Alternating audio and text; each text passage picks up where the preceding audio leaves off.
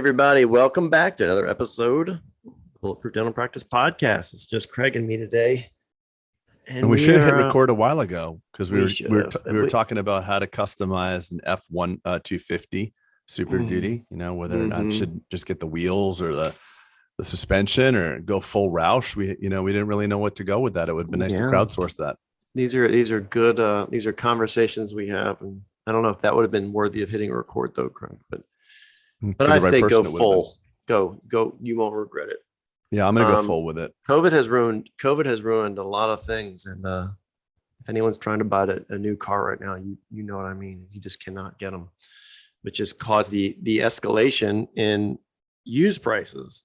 I actually sold my truck back in the summer because I got such a crazy offer on it. I was like, how is this possible? I've driven it for 3 years and same money, and lo and behold, I haven't been able to get anything in replacement. So I've been driving my wife's car. I think the most important thing is don't sell your current whatever it is until you secured the new one. Because a lot of friends have done that same thing in house. Boats. People are like, look how much my house is worth now. And then it's like, it's all relative. The next home is gone up too. So it's just funny money that's gone up. It's not real money. Boats, RVs, like that little trailer I bought during COVID. Remember how I deliberated on that? It traded in for more than I paid for it. RVs are like cardboard boxes. The minute you buy one, they depreciate to hell. And that one actually went up in more. Boats, planes. You've kind of got the Midas touch. I've been noticing as I've known you. You seem to stumble on like, oh, look how lucky I got. Like between like even your home, like your business loan thing that happened. Oh, that was great. Like but that was Intel though. Midas, maybe it's good karma. Maybe you're just living right, Craig. No. It's not that for sure. It's back in September. There was a conversation that you and I were having. It was talked about on the podcast that interest rates are going to explode. We're going to have inflation and subsequent higher interest rates. We talked about it on the podcast a ton. Right. So what I did was I said to my bank, I want to refinance my office building. And I got a 3% rate, which is really low, but my breakage fee on the loan was going to be really expensive because I had to swap. Do you ever do swaps, Peter? Never. Swap rates? Yeah. I don't know if they're good or bad, but at the time it was the way to do it. It's post-COVID. I refinanced September 2020. The best rate I could get was a swap. So with the swap, if the prevailing rates are lower, then you have to buy your rate back out. I had to buy my loan out. At the time, my buyout was $77,000, a $77,000 penalty. So what I did was I said to my bank, I said, wait, like a prepayment penalty? Yes, sir. Okay. Not inclusive of the closing costs. So closing costs on that size loan were, several tens of thousands of dollars. Was this an SBA? No, I got on the SBA. Okay. So the SBA I utilized because it was 90% LTV, only to put 10% down. It's the best thing I could do. And then in September, I saw the treasury was like at 1.24. And again, I'm going to talk about this stuff like I know what I'm talking about, but I'm just going to give you the general idea. I knew based on the things that you and I were talking about on a frequent cadence that inflation is going to start going up. Remember, this is the time when CNN is like, nah, this is just transitory now. Everything, oh, come on, now it's fine. I'm looking at like chicken. And like transitory, like just like flatten the curve for 2 weeks. Yeah. This is a 2-week inflation. This is to slow the spread. No one buy anything for 2 weeks. So long story short, I just knew inflation's going to go up, interest rates are going to rise. So I asked the bank, can you hold my loan all the way through to January 15th? They hemmed and hawed and said they would. I talked to my existing bank, and my existing banker said, what are you doing? You have a $77,000 prepayment penalty. You're only going to be saving X dollars a month. Pardon me, it's going to take you years to break even. I was like, Patrick, I got a plan. I think I got a plan. Patrick, if you're listening, sorry, but I had a plan. And lo and behold, the plan worked. So in January 18th, the treasury was at 1.84, which took my prepayment penalty of $77,000 and turned it into a a payment to get out of my loan. So I got paid to get out of my loan. So it flipped completely. So I still think we're in, and again, we're not giving financial advice, but we're talking amongst two friends. I still feel like we're in a sweet spot. Time will prove me wrong or right. But I believe, and I'm curious to hear what you think, if we're still in that sweet spot where we think asset prices haven't really gone up, inflation hasn't really hit everything as fully as it's going to, and interest rates are still lower than they're going to be in the next 10 years. Do you agree with that statement or not? Do you think things are going to cool off and come back down? No, no. They never will come back down. Well, of course, listen, I mean, Starbucks today is going to be the cheapest Starbucks you're going to own for the rest of your life. Your latte will never go back to 220. But do you think over the next 10 years that we're going to see rising asset prices like housing, apartment buildings, commercial I think properties? there'll be fluctuations, but I think it's up only at this point, just because the only way they can solve monetary policies is by printing more, right? And especially if we look at the global crisis that's going on right now in Ukraine, like, it's putting more emphasis on the dollar, even because, I mean, look at the ruble, what happened to that Holy today. shit, the ruble collapsed like 40%. Is it ruble or ruble? With a B. Oh, ruble. You just combine the Indian rupee and the ruble. So for those that are Indian and Russian, he's sorry. No, I didn't. No, I'm kidding. I'm kidding. I'm just, but no, go back to the issue at hand though, Pete. So asset prices are never coming down, minor fluctuations over a decade. What about interest rates? What's your belief? Because they're going to have to raise at some point, right? But it's going to be administration is going to be the one. Well, they're doing it very, very, and they're talking about doing it over the course of the next 6 quarters. But no administration wants to be the one responsible for killing the economy, which essentially that's what it's going to do, right? But sometimes you have to take strict measures, or else we're going to get into a state of hyperinflation where everything melts up. Everything melts up, and we've seen that. It's a melt up. It's not a meltdown. Well, they're higher now than they've ever been. The 10-year Treasury is at 1.97. So I'm trying to look at this interesting thing that the best way to measure inflation too is, people talk, you wait for the government, you can look at Hayward Index, all these things, but like one of the things that I look at is something called the Big Mac. That's what I meant, Chapworth. But no, I look at that, but I think it's interesting to look at the Big Mac Index.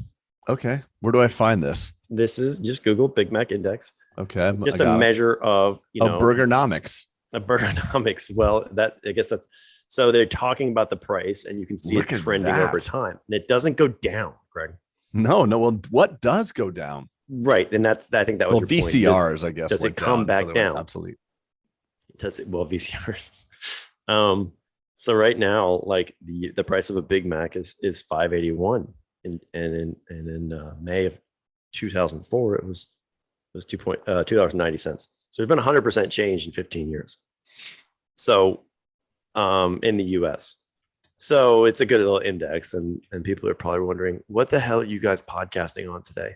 We don't actually know right now. Everyone. Well, I'm going to bring it back to dental for a second. You are? Yeah, Does everything have to be dental? No, it doesn't. But that's right. This is a dental podcast, though. No, I know, but we could change it. It could just be the Bulletproof Practice Podcast, and everything's practice. I just want to ask you something. So Big Macs will never get cheaper. I was reading something about the cost of an admission ticket to Disney World. You went recently. How much is a one-day pass? I haven't been yet. I haven't been recently. We are going soon. Okay, so what is a Disney one-day pass? I don't know, bud. You live in Florida, so you should know this. Yeah. Okay, so I can't believe what it is, but it's it's now a single day ticket is with a park hopper, so going to more than one park, is $169 per ticket. One day per person? Per day per person with park hopper, meaning like you want to go to a different park. Yeah. $169. Wow. It is just amazing to me. Like have you even hotels now, like the hotels that I used to stay at for X dollars are now 2 and 3X. You know what's funny about Disney World? You bring this up. Every time I go to Disney World, I walk around, and I always get I'm always anxious, and I'm anxious because it seems like every time I turn my head, I'm giving a $20 bill to someone somehow somewhere. Oh, of course. And and I'm walking around. I'm like, I do pretty good. I make a good living. I've done, I've worked my ass off, and I'm looking around. I'm like, how the fuck is everyone avoiding this? Because Right. all I do is spit out $20 bills or, when I go to Right. Disney World. And it's like, how the hell did You someone, get did back- someone get you an get back access from code that I didn't know about? Right. Is there like a hack? Yeah, exactly. Did everyone get a Groupon here? And Yeah, didn't like tell me? if you cut off like 9 Coke bottle labels and like bring it to the front, does that like give you like a half off or something? Like when you're a kid or something? Remember that Yeah. Six Flags? Yeah, exactly. So what I'm saying is that and also just to kind of put a bookend on the Disney thing, you do 4 or 5 days in Disney. Like, damn, I should just go to Europe, like taking the kids to like Paris, because it's so expensive. And I just think we're in this time right now with hyperinflation. And I know educational costs are going up. I know there's wage contraction. I know that dentists are flattening out their wages. I'm always thinking, and I'm really happy that this random conversation turns to this. At what point, Peter, does it just not make economic sense to become a dentist, in your opinion? Never. It always makes sense. It will always make sense. It will always make sense. It always makes sense because it's a service, and it's a service that can't be demonetized, democratized. It can be centralized. It can be centralized, but it can't be roboticized until the technology is not there. I know they've got those in place. So my point is, it's a destination. It takes skill. It takes a degree, and it's always going to be needed. Okay, but if you look at dental school student debt, right, and as it is rising over time, and we know that the educational, the earning capacity. So I'm going to share screen for a second, just to show this to you, so you can see it at the same time I am. Okay. So if we look at this, the information on dental student debt, and we see it this is 2000 to 2016. Look at the non-resident tuition per year. Well, that's climbing per year. But look at that chart. Yeah, that's gone up more than the Big Mac. Actually, it's about the same, Craig. Look, from 2004 to 2016 in that same, so it's gone over 100% almost in right.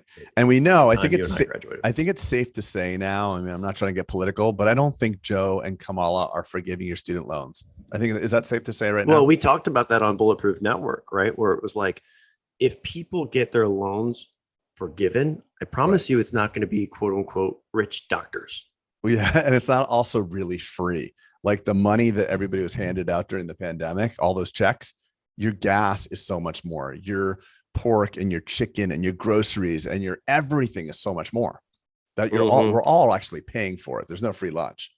But some people were banking on it. Was funny. I was having conversations, be like, well, it might get forgiven. I was like, look, it might, but it's good. There's going to be a hierarchy of forgiveness. Like your standardized deductions. Like for rich people, you don't get as much. Right. Yeah. Like they're going to look at you and say doctors, and and they're thinking physicians, but physicians and dentists, you have a higher lifetime earning average. Right. We are not forgiving your loans. And there were some dental students who were thinking that this might happen. I was like, please do not bank on this. Well, they're going to forgive the other type of doctors, the doctors who are doctors in English literature. Right. Because you spent 180 grand on your education, and you're like, you can work at Starbucks now because you don't have a specific degree.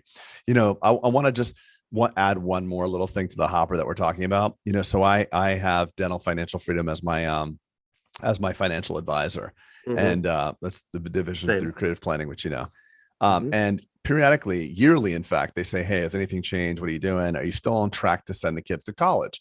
Because they're allocating certain amounts of they have an algorithm, because if you buy the prepaid or the different types of plans that you can allocate money towards college, if you don't go to college, some of that is lost, meaning you can't just pull that money out. So they're doing an actuarial in a 529 situation. 529, correct. So if you don't want to put it all in that plan, because if the kids don't go to college or you have a different plan, it's hard to get that money back out. You'll pay taxes on it. Yep. So every year they ask me, what are the chances? It's always has been 100%. Always. About 2 years ago, they just want to make sure, Gavin and Sage, still 100% chance you're going to college, right? I'm like, put it to 70. Like, well, why? I was like, I don't know. I'm just seeing maybe I'm living too far in the future. Maybe I'm like 40 years out versus 10 years out. but I'm just seeing like there's so much information. I'm seeing the decentralization of education and the rising student debt and flattening out of the earning potential and the So demonetization of it, right? When right, learning is free and free and available for everyone at right, scale through things like right. Khan Academy. Or What are you this, paying for? You're what are you paying for a paying? $200,000 party for 4 years, and Right, that's fine. I get it. There's some value to college. right. I actually said this, Craig, on a Facebook post a long time ago because I know you lurk and you comment and you do things on social media. I remember actually saying that my prediction was that by the time my kids are in college, it will not exist the way it exists now because people are going to wake up. And essentially, I was told by a number of people, shut up, shut up, stay in Yeah. your lane, you're an Right. idiot, kind of thing, Right. right? And I was like, all right, social media is like, you can't have an opinion Yeah, that exactly. differs. Keyboard warriors. And if you fight with a pig, like you end up getting dirty and the pig gets happy. So Right. I just said, I'm not having arguments on Facebook ever. I still type them out, by the way. I know and you then do. I don't post, I delete them and I put them on. Yeah, my that network. sounds like a really inefficient use of time, by the way. Well, I'd have to get it out. It's your somehow. therapy. Yeah. So But imagine- anyway, I totally agree with you, Greg. It's so much so that back to the 529, I actually took mine and used it for my kid. They've been accruing, and I said, you know what? I don't know if I want this sitting here from a thing. So I actually used it for their school already. I got rid of it. I'm not doing it 529. Interesting. Yeah, I might do the same. Yeah. So, But I mean, imagine like, look, there was predatory practices in home loans, and they created, because of the predatory practices and people not understanding their mortgages, they created the truth in lending statement.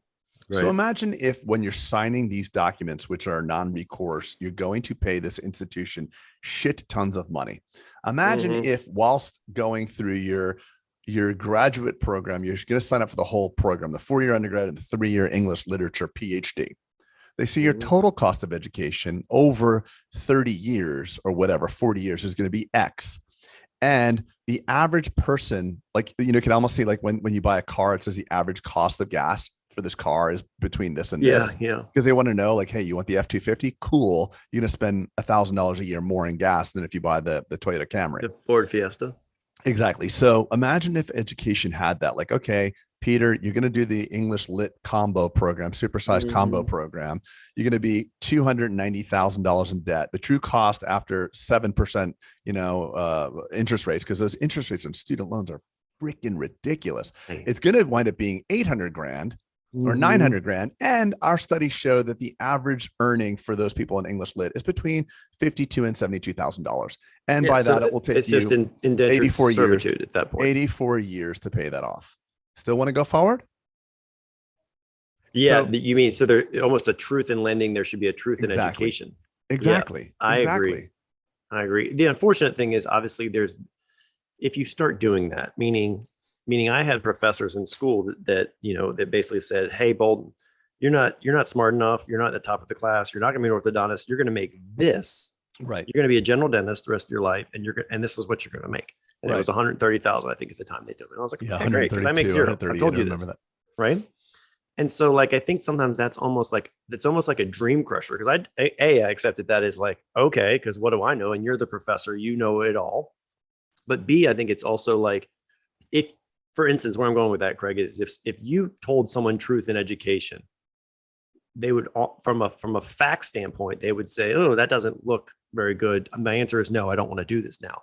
But there'd also be people that get out and they would miss out on the moonshots or the big things that could have happened because of that. So I don't know where I'm going with that. I just think it's truth in lending, truth education might be appropriate. So at least you know what you're dealing with, as opposed to like getting out and thinking that you're going to be able to pay these back in a timely manner, which you may not be. Yeah. You can only I just defer think for so long, right? You can only, and there's so guess many what? other And you can never claim bankruptcy on these.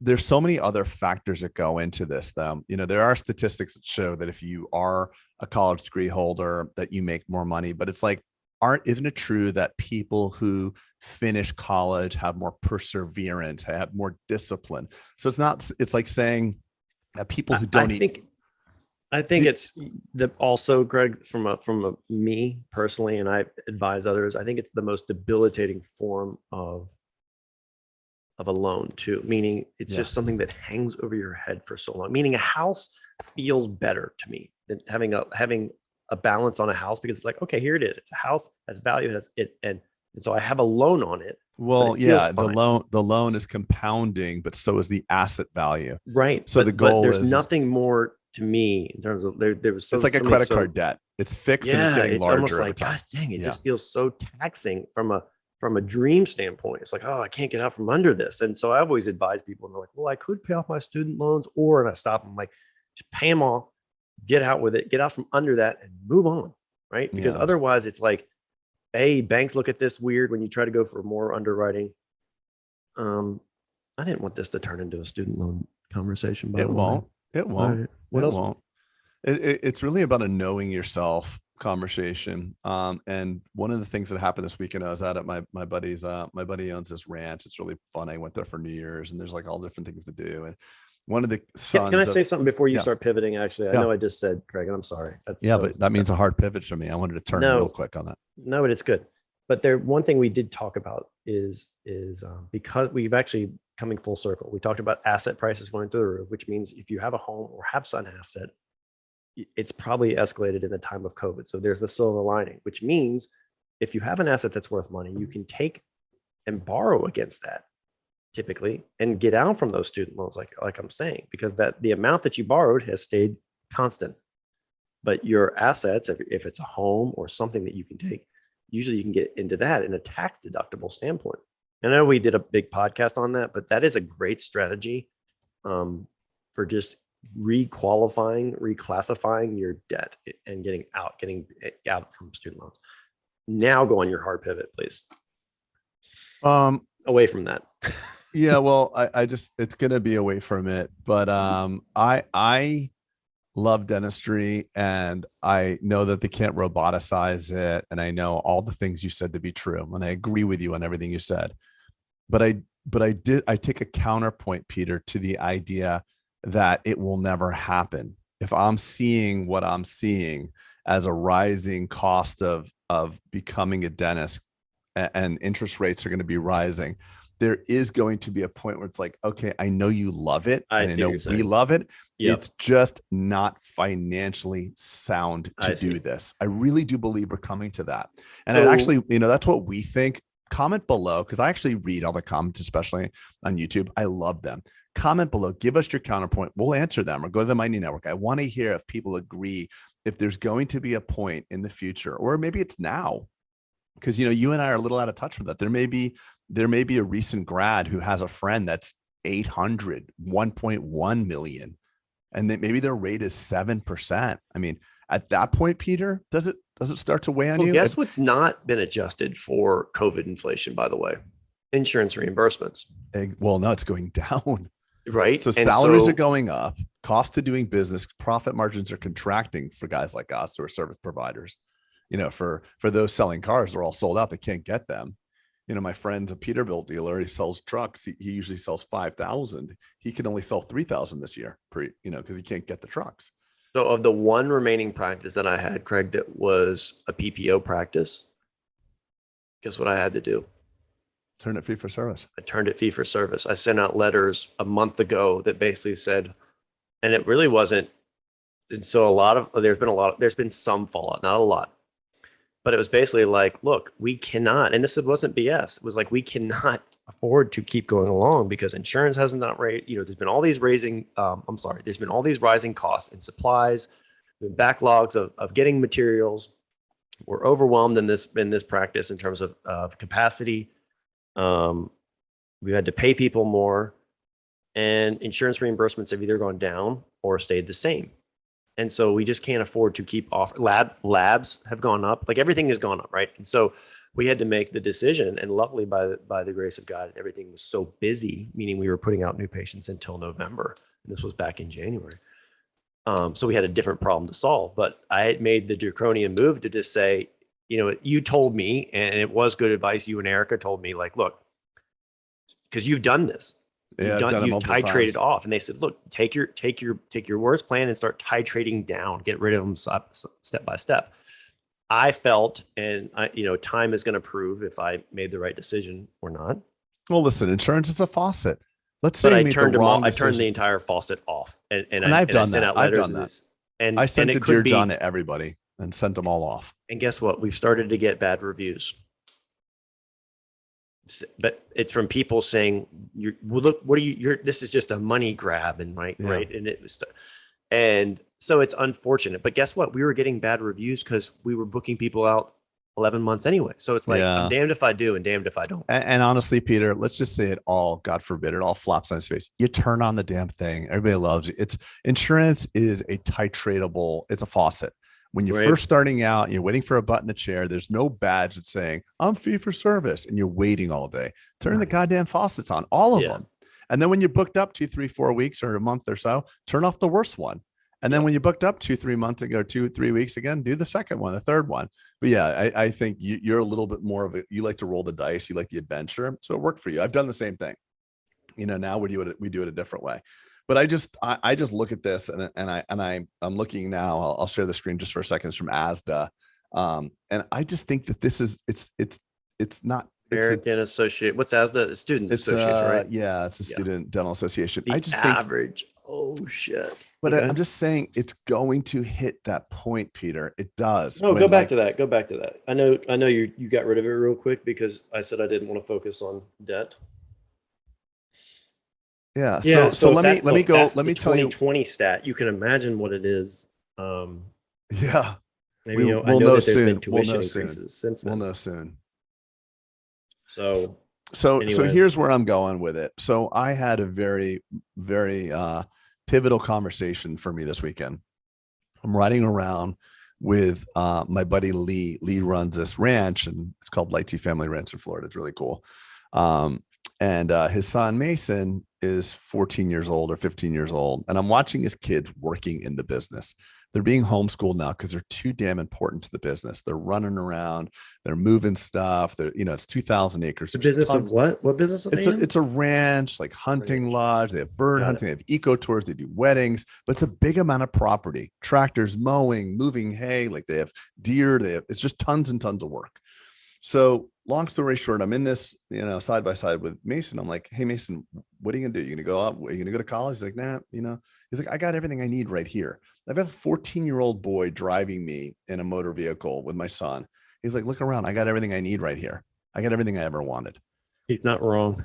He's not wrong. That's the point I'm trying to make. He's not wrong. So here are you and I, uber successful. I'm not flexing, but I'm just saying, like, we're trying to get simple. We're trying to get simpler now. So we got everything we ever wanted. We do all this stuff. And we realize, just like your lake house with the raccoon in it right now, everything you own, Peter, owns a piece of you. Yeah. So you love your lake house. You just drove your ass 2 hours, put a mechanical owl up, try to get a goddamn varmint out of your attic. You work for your lake house, Pete. Yeah, the stuff you work for, the stuff, right? And so, and I know my wife doesn't ever listen to my podcast, so I don't have to worry about this, but I had a mouse in my trailer. It's a brand new trailer. There's a mouse in it. That's not fun either.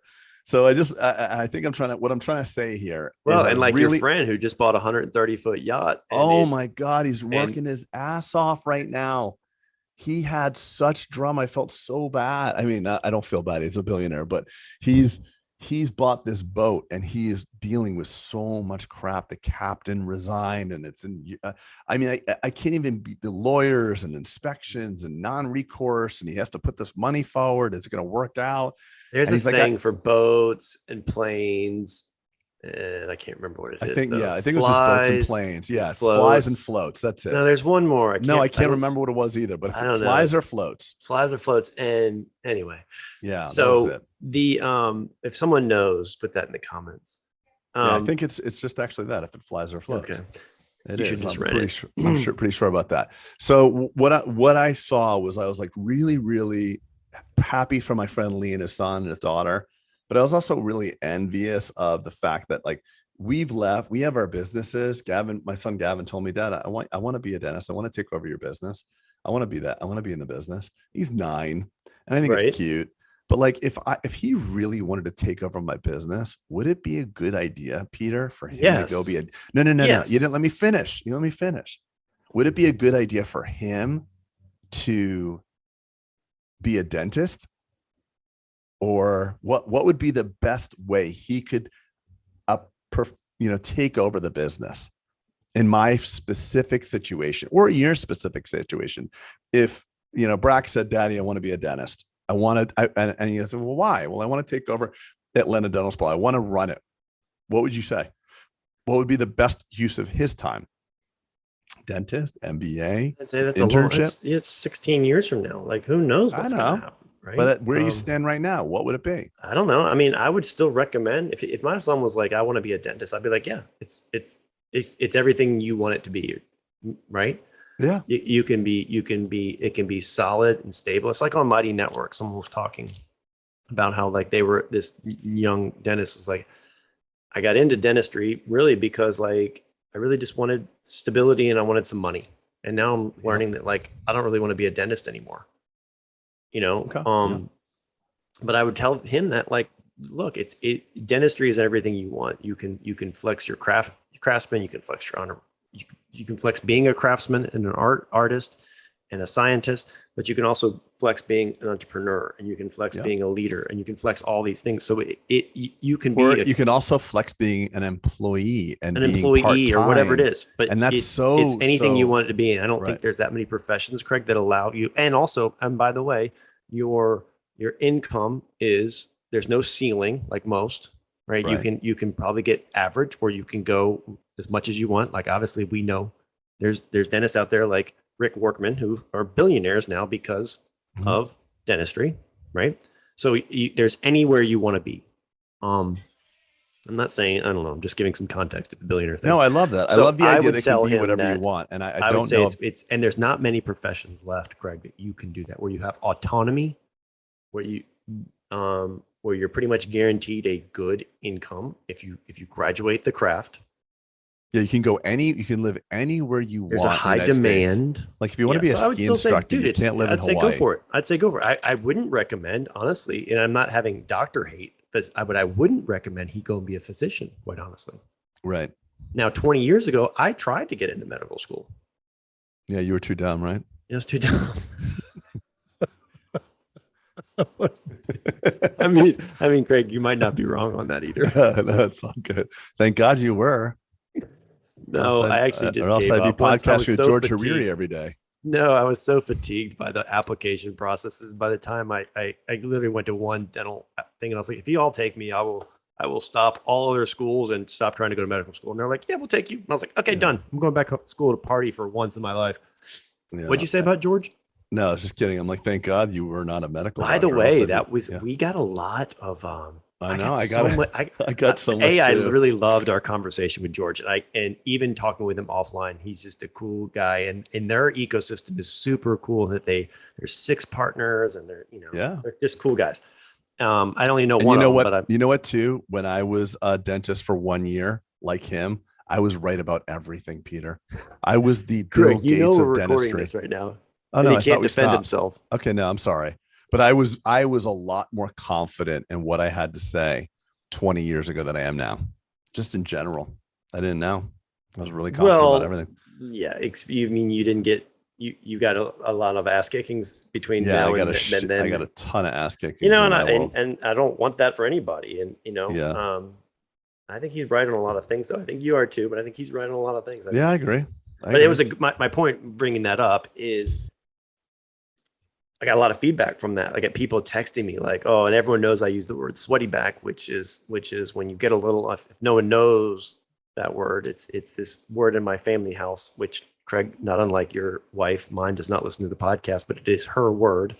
Whenever there's an uncomfortable situation, we call it sweaty back in my house. Which means that you're so uncomfortable that that the back, the middle of your back and your spine listen a little bit, a little sweat because you're just so uncomfortable with what's going down. Yeah. And so I had sweaty back in the conversation because I'm watching you and him kind of go I was just trying to be polite as I could be. You were the elder statesman. You were the elder statesman. Really trying.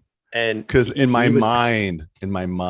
But here's the deal. I know you, right? And he's very passionate about what he believes, and like he's passionate about dentistry, and he's passionate about what he teaches, and he's passionate about who he leads. And I really dig dug that too.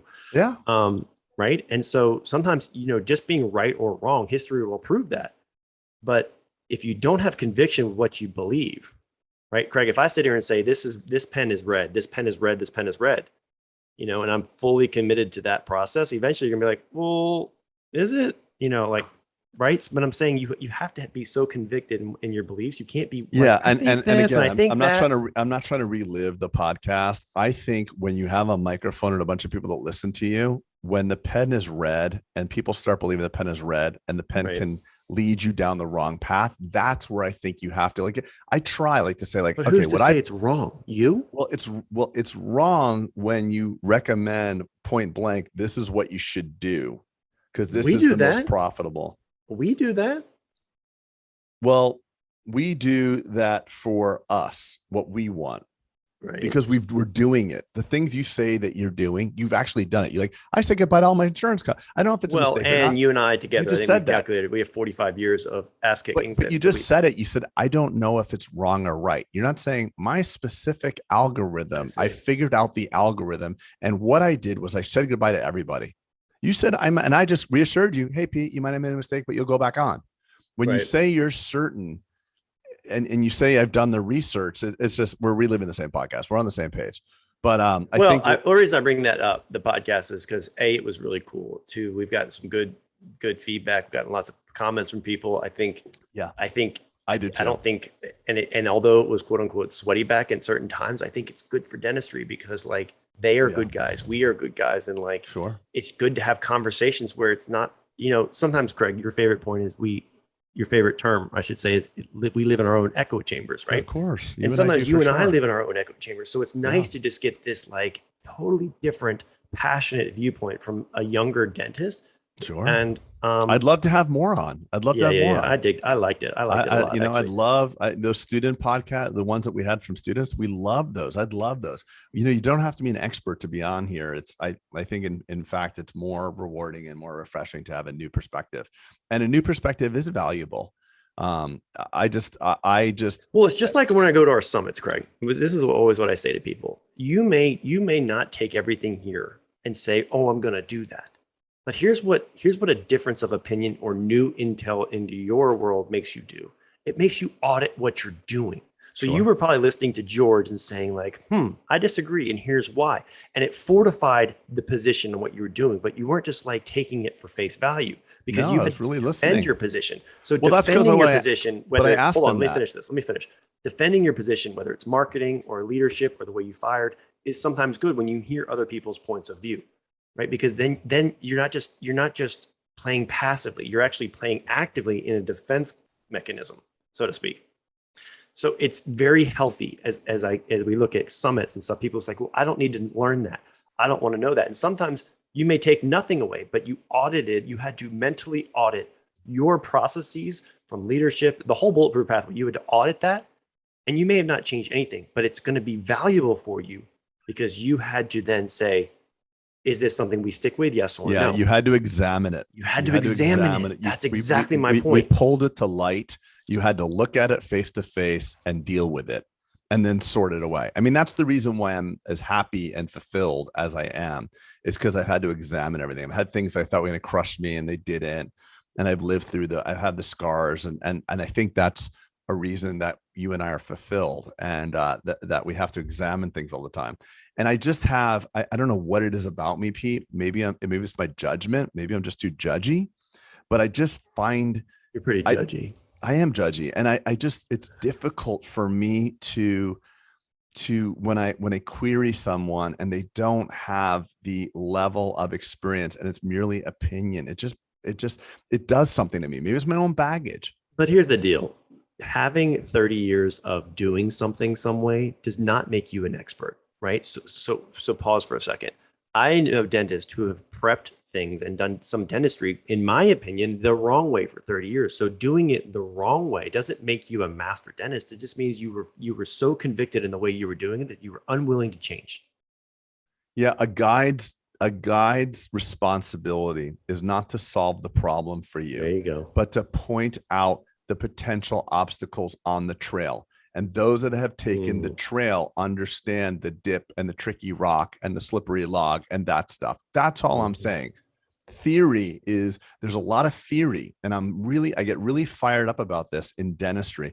There's a lot of theory in dentistry, and those that have theory that is not tested are leading some of the charge. And I think Mm. theory is awesome. You and I have theories. I'm like, I should build this freaking crazy box and do all this stuff, and I'm going to go off insurance. Like, these are theories. What you just did, you're completing step 2 of a scientific experiment, and it may backfire on you, Peter. Like it backfired on me, and you may actually capitulate and be like, oh, I'm going to take 3 debt insurances back. But you're Right. not sitting here saying, I know. I have a specific scientific protocol. That's my only thing. It's just a subtlety and nuance. There's a lot of great people doing really cool things. Look at Patrick Vong in our mastermind, kicking ass, doing all sorts. I'm like, you listen, always mention people's last names, by the way, on air, and that might not be cool with them. okay, so we'll bleep that out. No, it's too late Patrick, now. no, we can beep it. He At least won't he can mind. beep He it. wouldn't mind, but you need to exercise your Okay, I will text him in the interim between. anonymity.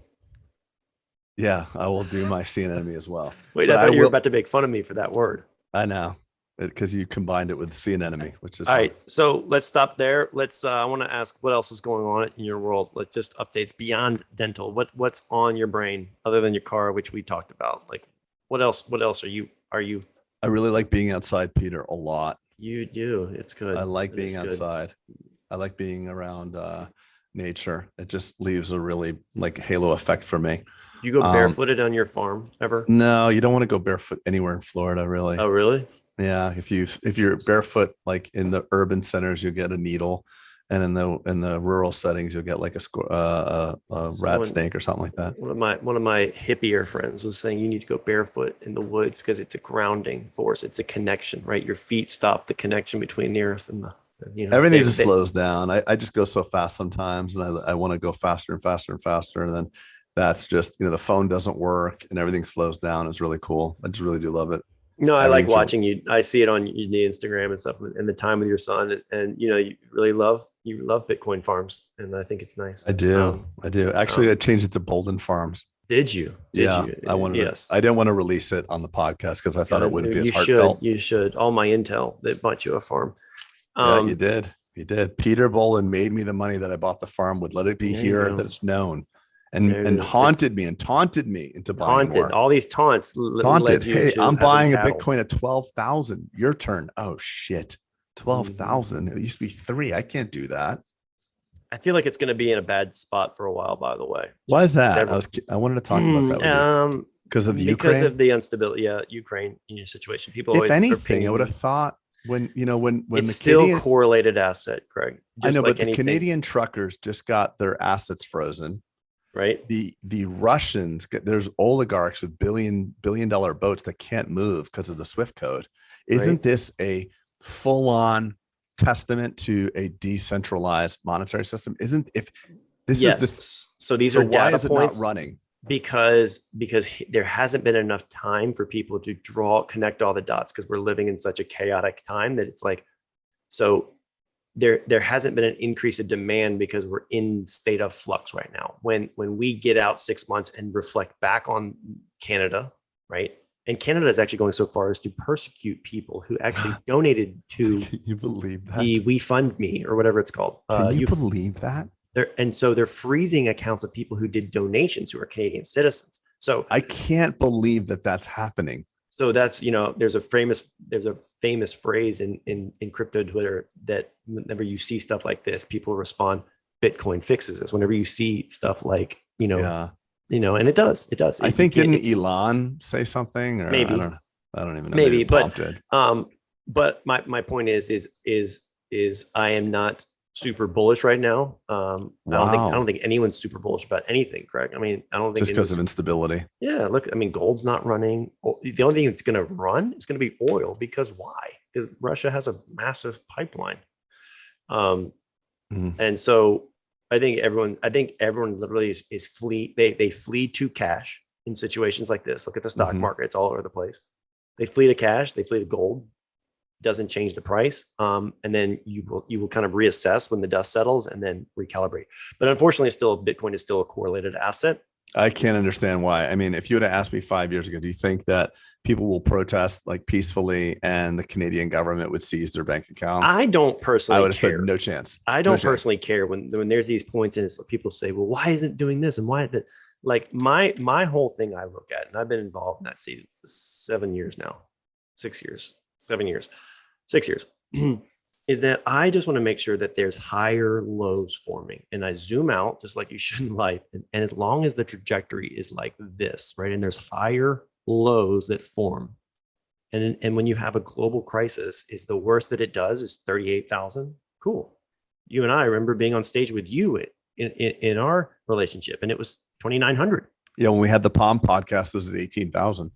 Right. So like, as long as The it's Get Off forming Zero podcast. higher lows, I'm good with that. Yeah, you mean the base, it doesn't fall to new lows. By the way, and I want to run on here, but what do you think is going to happen? Because I haven't talked to you about it. What do you think is going to wind up happening in Ukraine? What's going? What have you been paying attention to? As I was setting up the radios in my crawl space at my lake house to put in, because raccoons don't like sound. What did you put it on NPR? I heard they don't. Yeah, like a that. talk radio. So you're gonna make your raccoon like a leftist. He's jump out and be like, AOC, tax the rich. Like, damn, No. I got a Marxist raccoon. That's even worse.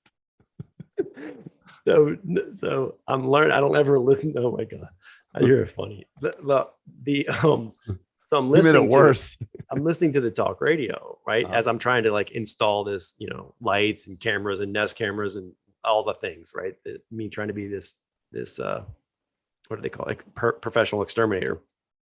Yeah. Anyway, and so I'm listening, and like, so I think what happens, back to your question, is I think the world is the tide is starting to shift more and more towards Ukraine, and to the point where like they are actually saying like, hey, if you want to come fight with us, come on. I know, it's crazy. And so guess what? Like even Russians are, people who are now actually even like defecting, and so I don't know, unfortunately, when you're dealing with foreign nationals, who knows? Unfortunately, who have nuclear power, like, who knows? Could we be on the brink of World War III? Who knows? Well, you never know what, You the never people know. in World War II and World War I never knew that the events that were happening were the precipitating events of those world wars. They didn't realize at the time. It's easy. One wrong move, one errant missile, if the buttons are being readied, I mean, geez. It's been 6 days now, and I feel like it's moving a little bit more volatile, and sometimes you have to have the volatility before you're going to have some kind of, I don't know, treaty or whatever, or ceasefire or whatever it's going to be. But hopefully there's resolution soon, from the sake of the citizens. Ukrainian president signs formal request to join the EU. Yeah. So, I mean, I don't know, but I am not a geopolitical Me expert. neither. Like, I have probably grade 5 level understanding of this stuff. Yeah, I'm like third grade. But I'll tell you one thing, Zelensky, for what it is, like when we offered to airlift him out, he's like, I don't need a ride, I need ammunition. That's pretty baller. Mm-hmm.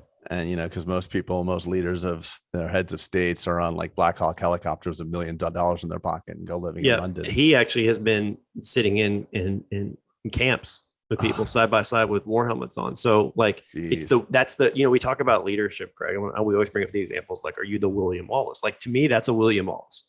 Oh God, like, yeah. Give me liberty or give me death kind of thing. And I think that's, if I were someone fighting in the Ukrainian army, and I saw the William Wallace next to me being like, let's go. Yeah. Vladimir Klitschko as well, former heavyweight champion. Amazingly inspiring. Yeah. Amazing, inspiring. So, anyway, so we're obviously not experts on that, but yeah, we're way out of our lane. We totally are, but just because we're not, someone's actually said that on Naval. I was looking at Twitter, because that's the only social media I look at, and I don't think it's social media, by the way. But Naval was said something about this, and he was basically giving his opinion. And if he goes, if I get one more stay in your lane comment from people, right? Because people associate him with wisdom and prognostication and all these things. And all of a sudden now he changed and had an opinion about something else. People were like, stay in your lane.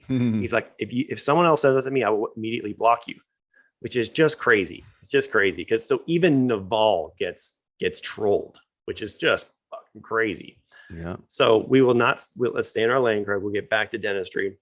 But we'll tell you something that I've been thinking about doing a lot for Bulletproof. And I'd like to get I've been hemming and hawing on doing this, but it's made such a big difference in my life. And I want to talk about kind of like peak performance and taking care of your body and eating well, sleeping well, testing well, supplements. I actually just did a cool test just last week called the gallery test. I know you told me not to do it because you're like, why do you want to know all that stuff?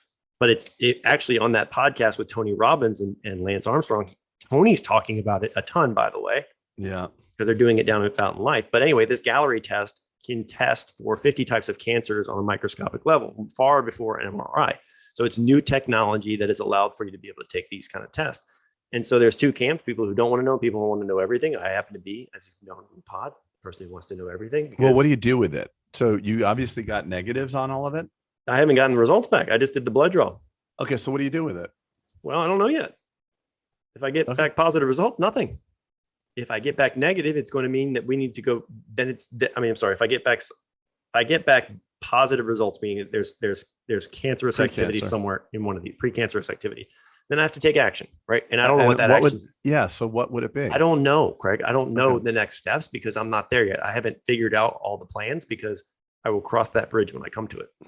I do know that there is a high likelihood that everything will be fine, at which point it feels good because, as you know, my wife got breast cancer. And so I know it's prominent in my family, so to speak. It's not in my genealogy, but it is prominent in the talks of our family. So I was like, look, if I can do a test that actually gives me peace of mind, and that's what my whole podcast was going to be off is really, it was a health talk about put the oxygen mask on you first. Cause I think in dentistry, we grind, we take out toxic metals, we grind, we get stressed, we do this, we lead teams, and we forget how many people are so dependent on the quality of our lives, right? Mm-hmm. The longevity, the sustainability of our lives is very important. And us being vital and staying healthy and being good leaders and not being stressed is really, really important. It's not a luxury. It's really important. So that's what I was going to do the pod on. And unfortunately I did it. And it was like 45 minutes. And I felt like I was rushing through all the health topics and the food and the water and the sleeping, which I've become a sleep expert recently. Oh, I know. You were already pretty good with it. Well, but I'm like, dude, I got it dialed in. I got all the tips and tricks because sleep is the greatest hack of the quality of life you could ever do. So anyway, but I really was thinking, I was like, maybe I'll break it up into like 5 parts and like the 5 I'd love buckets. to hear it. Yeah. So maybe I'll do that. And that's it, man. And I think we got to figure out what we're going to call this. If you're still listening, this was just going to be a Craig and Pete rant. A lot of times we just do, and we talk and sometimes we ramble to each other and we like, oh, we should have been recording this. We're on the telephone. Yeah. So maybe this will be aired. Maybe it won't. Who knows? Who knows? I got to tell you, but I'm really excited about the summit. More things are evolving. Actually, guess what? Bo, listen to this. So Bo, my videographer, is going to be speaking. Nate wanted to share the stage with him after learning about this new intel. Cool. So Bo's going to come on stage with Nate at Summit and talk about TikTok. Sweet. And so we, as elder statesmen, do not, TikTok is a little bit scary to me. I don't really know it at all. I don't know how to advertise. It's not my lane, as is like video production and Facebook ads and copy and design, things like that. But Bo is a master in TikTok. He has gotten, for our practice, he did a point of view where he's 7 feet. So he did a point of view thing. He got 45 million with an M views. Jeez. And so he's going to be coming to share, like, he's a video expert, but also just kind of sharing and giving some intel for if a practice is interested in doing TikTok, he's going to kind of break some of that down. Like, here's how I do, and here's what we do. So, and Nate thought it was so important. He's like, dude, you need to share the stage during my lecture. So everyone loves marketing stuff, and in order to stay relevant, I was like, yeah, this is the first time you're hearing this. I know that he's coming, but I'm really excited about that part of Summit, and just, you and I prepare all season long, all year long for content. And like with all the changes we've talked about, Craig, there's so many things that are going on in terms of the environment and the geopolitical and dentistry and inflation. And so I think this will be probably the most important summit, in my opinion. For sure. Mine as well. Because I reworked all my stuff. Because it combines all the team too, right? Yeah. We've got so many tracks going on with your team and your hygienist. And it's like, man, I wish I had something like Bulletproof when I was, 5 years out, 4 years out, because I think it would have really expedited my path, Craig. For sure, I think I would have found out who I was. I don't think you learn who you are until you're about 40, 45. And for my case, probably 45 years old, but it would expedite a lot I would of, say that too. Yeah. Right. Well, just feeling bad about who you like aren't. Yeah. The unnecessary suffering that took place, like trying to figure our way through things and just like being able to, skip all that stuff. I think it's really powerful what we're doing. Obviously, I'm a huge fan. I redid all of our stuff, or all of my stuff, just trying to get it more consolidated into and sharper, just sharpening everything up, which I'm excited about. Yeah. But look, it's hard to, I think the biggest takeaway is like the team thing. And we should have probably pushed on this early in the beginning, but we didn't know. But like just having your hygienist there, having them learn side by side, having your assistants there learning side by side, having your office manager there, and dividing up and learning, and then coming back and conquering is fucking magic, man. Yeah. Like that is, you talk about leverage and not having to do all the work yourself. We talk about financial leverage all the time. You talk about getting your team fired up and then coming to work and on this new vision and mission. It's crowdsourcing your team and getting everyone fired up. It's just like, that's the magic. I wish someone had been like, hey, you don't have to do it all yourself, Boulden. You don't have to do it all yourself. Yeah, you used to say that a lot. You're like, involve your team more, involve your partners more. That. You used to say, I'm the nucleus of everything. And so it was and that's a horrible place to be. You don't want to be the nucleus of everything. You want to be like a mitochondria, like one. Yeah. I don't remember what mitochondria is. What do you mean? They're the energy of the cell. Is that part of the Krebs cycle? That just brings back like a flashback for me. ATP. Oh God, don't even talk about ATP? This. No, I don't want to talk about it. You want to talk about NMN? Actually, that's actually in my health talk. We talk about. Is the distal loop of Henle involved in this conversation? No. Retrovesicular pouch of Douglas. No. That's it. Isn't the distal loop of Henle involved in the kidneys? I don't know. I'm just having like mental vomit from 27 years ago when I was learning this crap. Yeah. Enantiomers. Remember that? Last thing. That one. What are we calling this, by the way? We're talking about this. We don't highly inflation, Ukraine, and student debt. No. We can't. It has to be something. Putin as the president. Like, you know how Chris did tough talks, right? And he had tough talks with it. That was so nice. We got to have something where you and I can just be permitted to ramble. And if you like the rambles, that's called the. Smash the like button. If you all the influencers, if you like it, smash the like button. That'd be nice. Well, why don't we just call this the Craig and the Bulletproof Dental Practice podcast? We call it just smash the like button. Yeah, smash it. Just destroy the like button. No, but we do need to call it something. Destroy it. Pete's and Craig's rants. How about that? Yeah, Putin for president. Putin as the president. What if Putin was a dentist? The Putin perio model. Oh my God! All right, with that, you're getting delirious. All right, everybody. Right now. Thank you. All right, everybody. Thanks for staying with us, and we will see you next time. See y'all. Take care.